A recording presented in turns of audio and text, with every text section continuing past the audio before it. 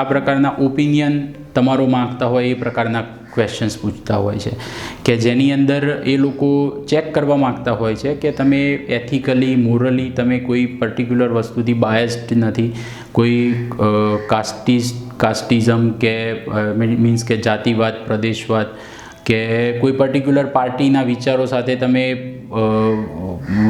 Particular પાર્ટીના જ વિચારો તમે ધરાવો છો એવી તો તમારી પર્સનાલિટી નથી. આ બધી વસ્તુઓ ઇવેલ્યુએશન ફેઝની અંદર એ ચેક કરશે અને એની અંદર તમને જુદા જુદા પ્રશ્નો આ રીતે પૂછવામાં આવતા હોય છે. હવે આ જે પ્રશ્નો છે એની અંદર તમને એ લોકો ઓપન, ધારો કે તમારું કોઈ ક્વેશ્ચન તમને પૂછે છે એની અંદર તમને ચાન્સ મળે છે કે તમે એની અંદર જુદા જુદા એરિયાના તમે આન્સર એની અંદર આપો. તો મારું માનવું એવું છે કે તમે એવા એરિયાના આન્સર આપો કે જેમાંથી એ લોકો નેક્સ્ટ ક્વેશ્ચન એ એરિયામાંથી પૂછે અને તમે એમાં કમ્ફર્ટ ફીલ કરતા હોય. આ જ વસ્તુને હું એક ઉદાહરણથી કહું. ધારો કે હું જીપીએસસીના ઇન્ટરવ્યૂમાં ગયો તો મને ક્વેશ્ચન પૂછવામાં આવ્યો કે જ્યાંથી હું માનું છું કે મારું સૌથી પહેલો ઇવેલ્યુએટિંગ ક્વેશ્ચન હતો. તો એમાં એમણે મને ક્વેશ્ચન પૂછ્યો કે ગુજરાતની મુખ્ય સમસ્યાઓ તમારા મતે શું છે?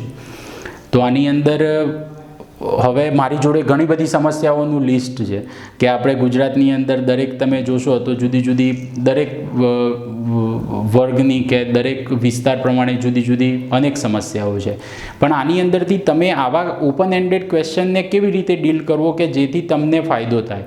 તો મેં પહેલો મારો સોશિયલ ડાયમેન્શન થોડો સ્ટ્રોંગ હતો. તો મેં કીધું કે ચલો આપણે પહેલી સોશિયલ પ્રોબ્લેમ વિશે વાત કરીએ.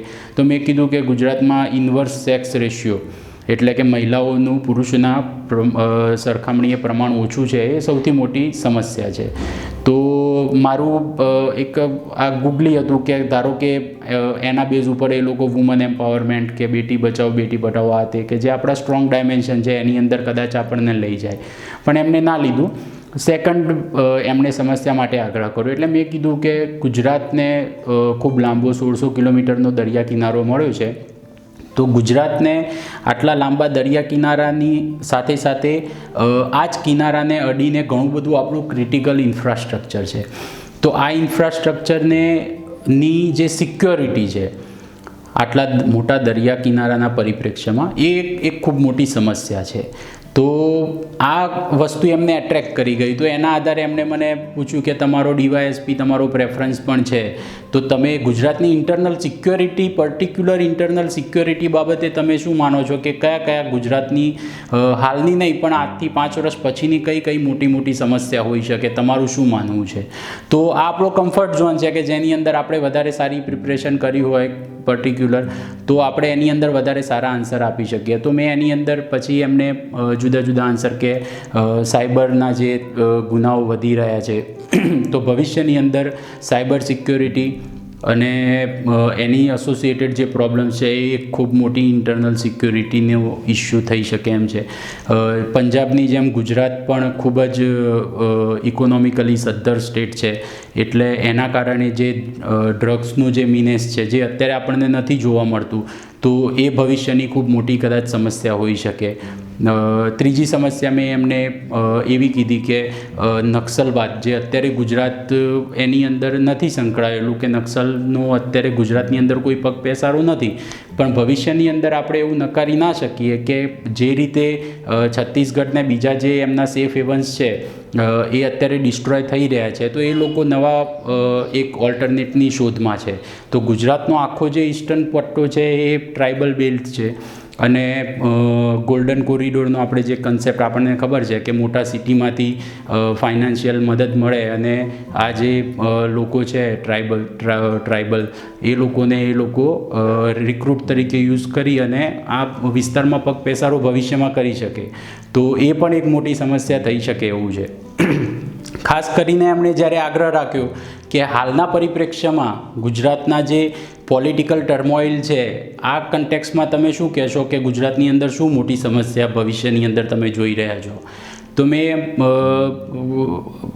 મને સ્ટ્રાઇક થયું અને મેં એ રીતે આન્સર આપ્યો એમને કે ગુજરાતની અંદર હાલ આપણે જોઈએ તો જુદી જુદી જાતિવાદી નેતાઓનું વર્ચસ્વ વધતું જઈ રહ્યું છે અને જેના કારણે થઈ અને લોકોનું મોબિલાઇઝેશન કાસ્ટ બેઝ ઉપર થતું જાય છે. એટલે કાસ્ટ બેઝ સંગઠનો જે ખરેખર ગુજરાતમાં નહોતા એ હવે થોડા વધારે મજબૂત બનતા જઈ રહ્યા છે.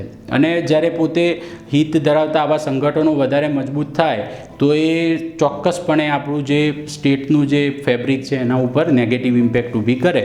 તો ભવિષ્યની અંદર આપણે એવું નકારી ના શકીએ કે જ્યારે આમની જોડે કોઈ એવા મુદ્દાઓ નહીં હોય ત્યારે સામસામે કદાચ જાતિવાદી નેતાઓ જે આ સંગઠિત વધારે થઈ ગયા છે એ સામસામે જાતિઓ એકબીજા સામે સંઘર્ષની અંદર આવે. અને જો કદાચ આવી પરિસ્થિતિ આવે તો એ ગુજરાત માટે અને બલ્કિ પૂરા ભારત માટે ખૂબ મોટી સમસ્યા સર્જાઈ શકે. તો એમને જે જોઈતું હતું એ મને લાગ્યું કે કદાચ એ જ આન્સર એમને મળી ગયું. તો પછી જ્યારે આવું થાય છે ત્યારે એ લોકો પછી આગળ વધારે ફર્ધર ક્વેશ્ચન્સ નથી પૂછતા. તમારું એક વખત તમારી પર્સનાલિટીનો ટેસ્ટ એમને થઈ જાય પછી શું હોય છે કે ઇવેલ્યુએશન ફેઝ પૂરો થઈ જાય છે. અને તમે જો માઇન્યુટ ઓબ્ઝર્વેશન કરશો તો તમને ખબર પડી જશે કે ભાઈ આપણું ઇવેલ્યુએશન હવે પૂરું થઈ ગયું એમ. એના પછી જે થર્ડ જે સેશન છે એમાં તમને ક્રોસ એક્ઝામિન કરશે એ લોકો કે જે તમે આગળ બોલી ગયા છો તો એની અંદર તમે ખરેખર એ જ વસ્તુથી તમે એડહિયર છો કે નહીં. તો એવા થોડા ઘણા ક્વેશ્ચન પૂછશે કે જેમાં તમે તમારો ઓપિનિયન ચેન્જ કરો છો કે નહીં એ તમારું ચેક થાય અને પછી તમારું ઇન્ટરવ્યૂ પૂરું થતું હોય છે. એટલે જનરલી ઇન્ટરવ્યૂની અંદર આપણે ખૂબ એકદમ ફ્રેશ માઇન્ડથી અને આપણા ખરેખર આપણે શું છીએ એ વસ્તુ એમને આપણે કેટલી સારી રીતે કન્વે કરી શકીએ એ જ વસ્તુનો ટેસ્ટ લેતા હોય છે.